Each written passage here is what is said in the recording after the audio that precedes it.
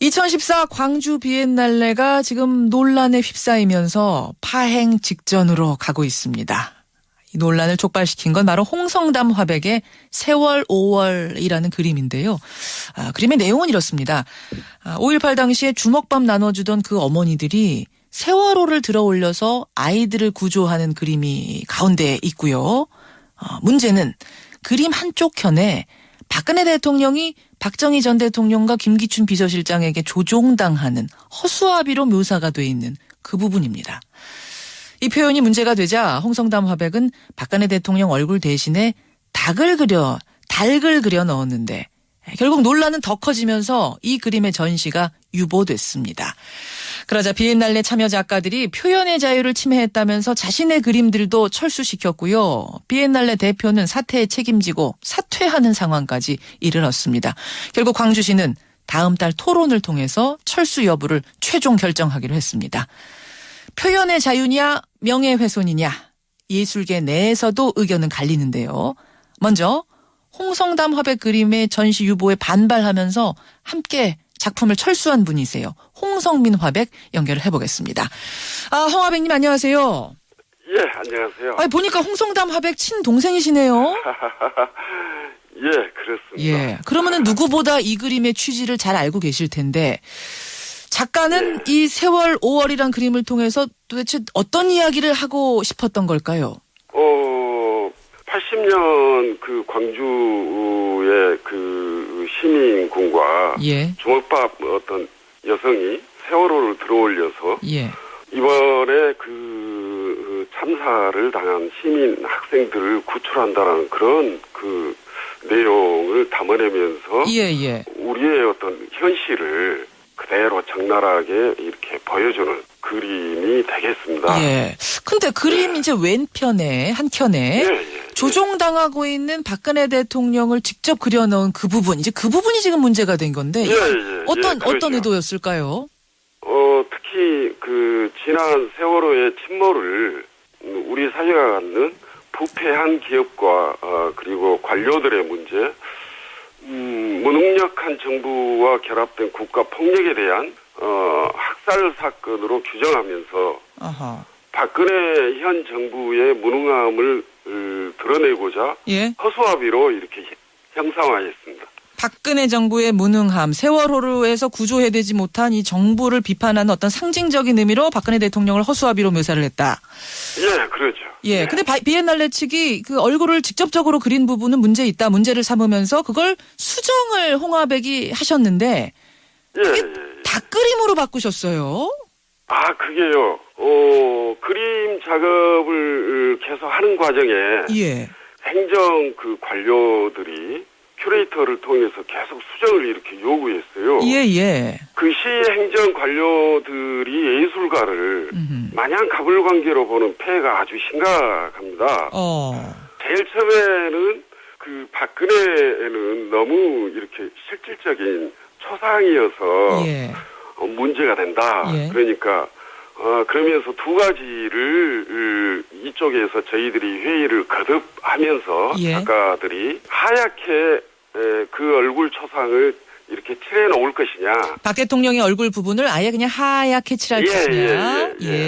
그러지 않으면은 어떤 닭 그림으로 닭을 굳이 생각하신 거는 그건 뭐 왜 그럴까요? 아주 중첩된 부분도 없잖아 있는데요. 저희들은 거기에서 이제 그 형상 속에서 그런 생각을 했습니다. 닭의 모가지를 비틀어도 새벽은 온다라는 민주주의에 대한 어떤 그런 그 민중상을 또 그 그림에 이렇게 맞는 것 같기도 하고 그래서 그런 의미에서 그러니까 정반대의 어떤 해석이 되는 그런 형상이 되는 거죠. 그러면 잠깐만요, 홍화백님. 혹시 그러니까 이게 박근혜 대통령의 초상을 달개 그림으로 바꾼 것이 시중에서 뭐 얘기한 어떤 별명이라든지 이런 걸 생각해서 어떤 조롱의 의미로 바꾼 게 아니라 관행적으로 많이 쓰는 어떤 속담이라 할까요? 이것에 빗대서 은유적으로 표현한 거다. 민주주의를 은유적으로 표현한 거다. 이 말씀이세요? 그러죠. 그 영상을 자세히 이렇게 보면은 그 닭을 이렇게 비틀고 양쪽 그 날개 그 선 쪽을 잡고 예. 뭐 어떻게 통닭구이 하는 좀 그런 이렇게 또 형상으로 이렇게 해석이 됩니다. 그렇군요. 해석은 예. 자유롭게 보는 사람이 할 수 있는 것이다. 다만 예. 그린 사람의 예. 의도는 그것이었다. 이런 말씀이시군요. 예, 그러죠. 과연 이것이 표현의 자유 영역에 있는 것이냐 아니면 정치적 선동을 위해서 다른 사람의 명예를 훼손하는 행위냐 이 논란이 지금 일고 있는 겁니다. 어떻게 보십니까? 예.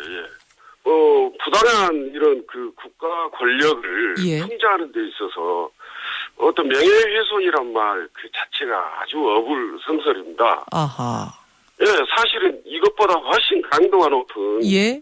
어떤 권력에 대한 풍자 그림이 어디서나 자유스럽게 전시될 수 있는 사회가 진정한 민주주의 사회입니다. 권력에 대한 풍자가 자유롭게 허용되는 사회 이것이 바람직하다. 그렇죠. 즉 이것은 표현의 자유 영역에 해당한다 이런 말씀이시군요.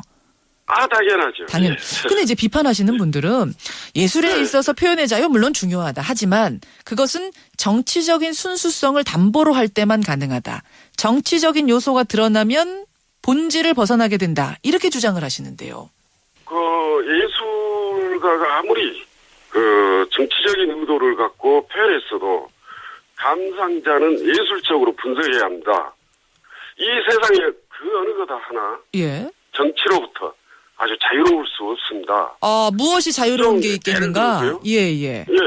그러니까 이렇게 웃자고 하는 풍자에 대해서 예. 어떤 유머와 풍자로 이렇게 대답하지 않고 행정 관료들이나 그 위에서 이렇게 알아서 기듯이 이렇게 지도하고 채찍을 들고 예. 이러는 일은 봉건 왕조 시대나 유신 독재 시대에서나 있을 법한 일이 아닌가 그렇게 생각을 갖습니다. 그렇게 보세요. 근데 이제 일각에서는 네. 웃자고 하는 풍자라고 보기에는 그 묘사가 굉장히 직설적이고 또 현존하는 어떤 인물이 자신의 이야기이기 때문에 굉장히 명예훼손의 느낌을 받을 수도 있다. 그렇다면 좀 지나친 풍자 아니냐. 웃자고 하는 풍자라고 하기엔 도를 넘은 것 아니냐. 이런 이야기들도 하시는데요. 예를 들어서요. 예. 그 조선시대 회원 신윤복이나 단원 그 김홍도 화가분들이 그 양반 사회와 관료들에 대한 예. 그 풍자를 아주 적나라하게 이렇게 했습니다. 아하. 우리가 그 6.25 시대 아주 적나라하게 원래 이 풍자나 이 유머는 그 예술에 있어서 그 기득권 세력과 어떤 그 권력에 하는 겁니다. 예. 알겠습니다. 어떤 분들은 또 이렇게 반문하세요. 만약 어떤 미술가가 야당의 주요 인사들, 진보 진영의 주요 인사들, 예를 들면 뭐 문재인 의원이라든지 혹은 김대중 전 대통령, 노무현 전 대통령 이런 분들을 이런 식으로 그리고 이건 풍자다라고 한다면 그때도 그런 문제가 없다고 생각하시는가? 이 질문 어떻게 답하시겠습니까? 우리 사회가요. 좀 더 우리가 소망하는 그런 좋은 사회가 되기 위해서는 이런 부분을 정말로 이렇게 자유롭게 용인하고 또 유머스럽게 받아들이고 넘기고 그래야 됩니다. 그럼 제가 이제 앞에서 했던 질문, 즉 김대중 노무현 전 대통령을 이제 뭐 동물이라든지 이런 그림으로 비유해서 그릴지라도 그 작가의 취지가 어쨌든 그렇다라고 한다면 풍자라고 한다면 그것은 받아들일 수 있을 정도의 다양성은 보장돼야 된다 이런 말씀. 그러죠. 예. 알겠습니다. 여기까지 오늘 말씀 듣겠습니다. 홍성민 화백님 고맙습니다. 예, 감사합니다. 이것은 표현의 자유 영역에 속한다. 사회를 풍자한 것인데 이 정도도 웃음으로 넘기지 못한다면 받아들여지 못하는 사회라면 이건 폐쇄적인 것이다. 라는 주장이셨어요.